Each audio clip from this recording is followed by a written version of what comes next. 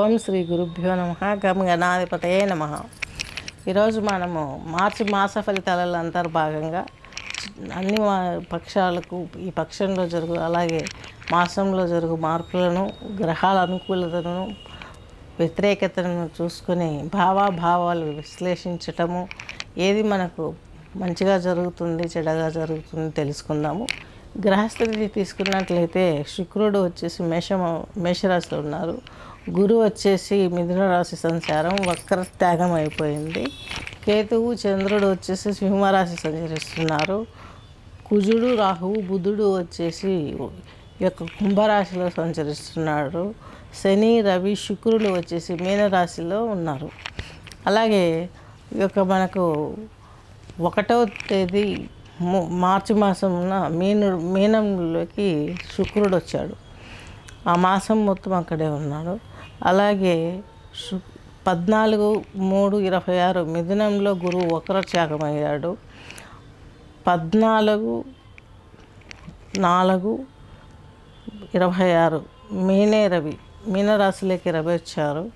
25/3/26 మేషరాశిలోకి శుక్రుడు వచ్చారు. నెక్స్ట్ వచ్చేసి సింహరాశి సింహలగ్నం తీసుకున్నట్లయితే మకా నక్షత్రం 4 పాదాలు, పుబ్బ నక్షత్రం 4 పాదాలు, అలాగే ఈ యొక్క ఉత్తరా నక్షత్రం 1 పాదం కలిపి ఈ యొక్క సింహరాశి సింహలగ్నం కిందకి వర్తిస్తుంది.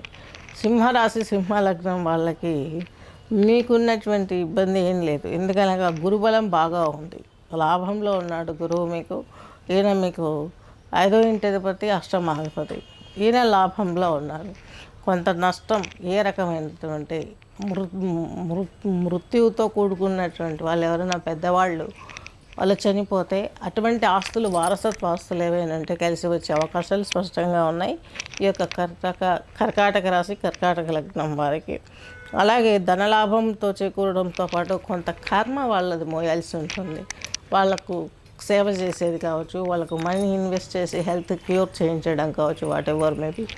ఇలా మీరు దగ్గరైతే అలాంటి వాళ్ళ ద్వారా వచ్చే ధనం కూడా దీన్ని ధనలాభం అంటారు. ఇది మీకు వచ్చే అవకాశం చాలా స్పష్టంగా ఉంది. నెక్స్ట్ వచ్చేసి మీకు కావాల్సిన ఈ యొక్క సింహరాశి సింహలగ్నం వారికి పంచమాధిపతి అయినటువంటి ఈ యొక్క గురువు వచ్చేసి లాభంలో ఉన్నారు. సింహరాశి వాళ్ళకు చక్కగా వివాహం జరుగుతుంది, మంచి సంబంధం వస్తుంది, అన్ని రకాలుగా మీరు ఆశించినట్లు జరిగే అవకాశం ఉంది. ఈ యొక్క సింహరాశి సింహలగ్నం వారికి ఈ యొక్క దైవ భక్తి చాలా ప్రజ్వలంగా వస్తుంది ఈ పీరియడ్లో. ఎందుకంటే చంద్రుడి ఇక్కడ ఉన్నాడు, ఆయన 2.5 డేలో వెళ్ళిపోతాడు. కేతువు ఉన్నాడు కాబట్టి మీ రాశిలో చాలా బాగుంటుంది. ఈ గ్రహం మీకు మంచి ఆలోచనలు ఇస్తుంది. దైవపరంగా ఆలోచించడం, అటు సైడ్ మనం మోటివేట్ అవ్వడానికి సహకరిస్తుంది. నెక్స్ట్ వచ్చేసి సింహరాశి సింహలగ్నాన్ని రాహువు కుజుడు బుధుడు చూస్తున్నారు. తద్మూలకంగా ఇబ్బందులు ఎక్కువయ్యే అవకాశం ఎక్కువ ఉంది. ఎందుకంటే బుధుడు వచ్చేసి మీకు లాభాధిపతి, ద్వితీయాధిపతి. అలాగే రాహు వచ్చేసి మీకు 2వ ఇంటి అధిపతి. అలాగే కుజుడు వచ్చేసి 4వ కోణాధిపతి అయినటువంటి వాడు. ఈ ముగ్గురి కలయిక కావచ్చు. ఈ గ్రహయుద్ధం రవి కుజులు కలిసి ఉండడం, బుధునితో నవంశ గ్రహంతో కలిసి ఉండడం, ఇవన్నీ కూడాను మీ యొక్క గ్రహణం సమయంలో కొంచెం ఇబ్బంది పెట్టే అవకాశం చాలా ఎక్స్పెషల్గా కనిపిస్తుంది. దీని గురించి కొన్ని ప్రాయశ్చిత్తాలు తీసుకోవాలి. యాక్చువల్లీ మీరు జాతకం చేయించుకోవాల్సిన అవసరం ఎంతైనా ఉంది. ఎందుకంటే అష్టమాధిపతి అయినటువంటి అంటే సప్తమాధిపతి, 6వ ఇంటి అధిపతి, సప్తమాధిపతి అయినటువంటి శని భగవంతుడు మీకు అష్టమంలో ఉన్నాడు. ఇది మంచిదే. 6వ ఇంటి అధిపతి 8వ ఇంటి అధిపతి అక్కడ ఉండడం మంచిదే. కానీ అక్కడ రవితో కలిసి ఉండడం వల్ల సింహరాశి సింహలగ్నం వారికి ఏమవుతుందంటే వారేమనుకుంటారో అవి చేయలేకపోతారు, రీచ్ అవ్వలేకపోతారు. అక్కడ ఇరిటేషన్ అవుతుంది. అలాగే కొన్ని ప్రయోగాలు జరిగే అవకాశం ఉంది మీ పైన. ధనమాన హాని ఈ యొక్క ప్రయోగాలు చేసే అవకాశం స్పష్టంగా గోచరిస్తుంది. ఇవన్నిటిని చూసుకుంటే సుబ్రహ్మణ్య ఆరాధన చేసుకోవడం ఎంతో మంచిది.